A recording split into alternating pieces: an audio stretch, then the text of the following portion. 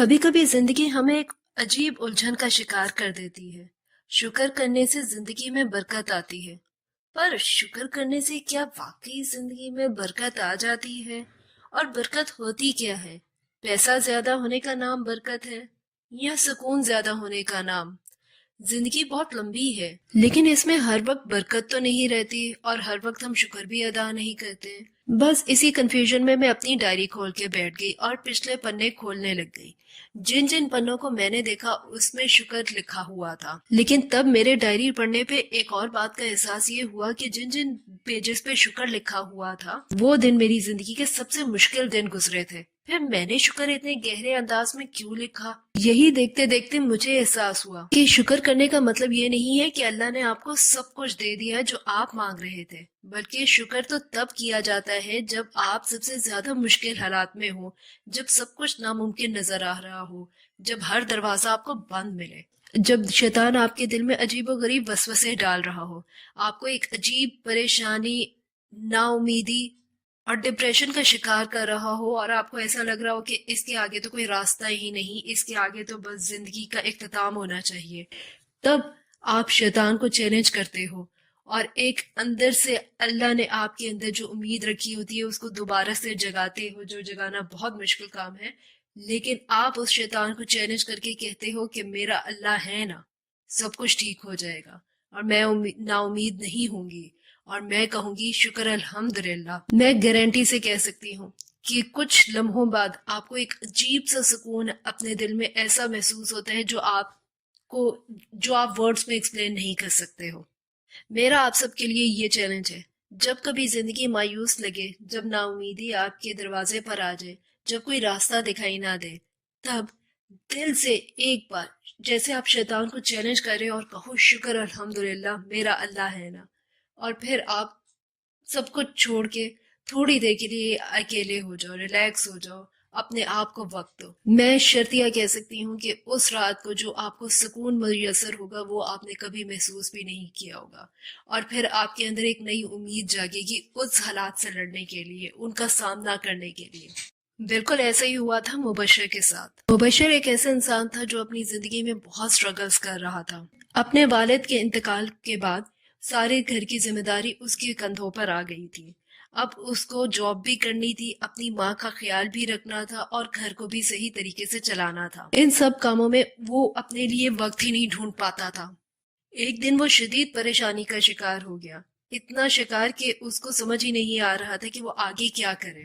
ایک دن اس کی ماں کی طبیعت خراب ہو گئی جس نے اس کی کمر بالکل ہی توڑ دی۔ اب ماں کا خیال رکھنے کی ذمہ داری مبشر پر ہی آ گئی تھی، چونکہ اس کی جاب کے ٹائمز بہت لمبے تھے اور وہ جاب کے ساتھ اپنی ماں کا دھیان نہیں رکھ سکتا تھا، اس وجہ سے اس کو جاب بھی چھوڑنی پڑی۔ لیکن جیسے ہی جاب چھوڑی گھر کے حالات مزید بگڑنے لگ گئے۔ مبشر کے حالات دن بدن خراب ہوتے جا رہے تھے۔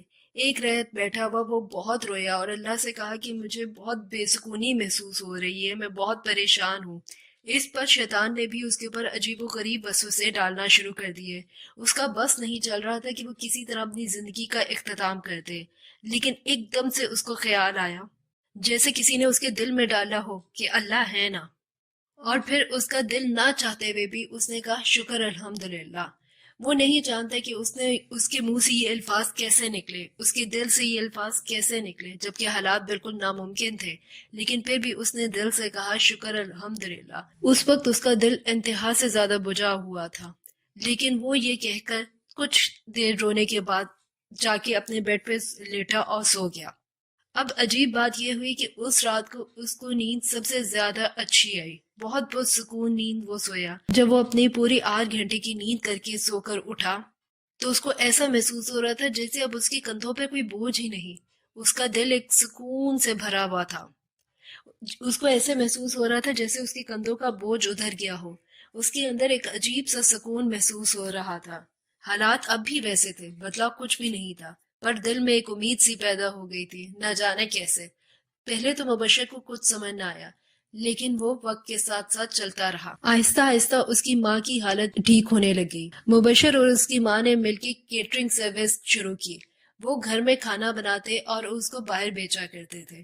آہستہ آہستہ لوگوں کو ان کا کھانا اتنا پسند آیا کہ انہوں نے اپنا ریسٹورینٹ کھول لیا۔ وہ ریسٹورینٹ اتنا چلتا تھا کہ لوگ دور دور سے ان کے ہاتھ کا کھانا کھانے کے لیے آتے تھے۔ ان کا کام اتنا چلا کہ ایک برانچ کے بعد دوسری برانچ، دوسری برانچ کے بعد تیسری برانچ، اور پھر دوسرا شہر، پھر تیسرا شہر۔ ایک رات جب مبشر نماز پڑھ کے فارغ ہوا تو وہ بیٹھا سوچ رہا تھا اور اپنی زندگی کو ریوائنڈ پہ ڈال رہا تھا، اور سوچ رہا تھا کہ آخر اس کو یہ ترقی ملی کیسے، یہ سب کچھ کب تبدیل ہوا۔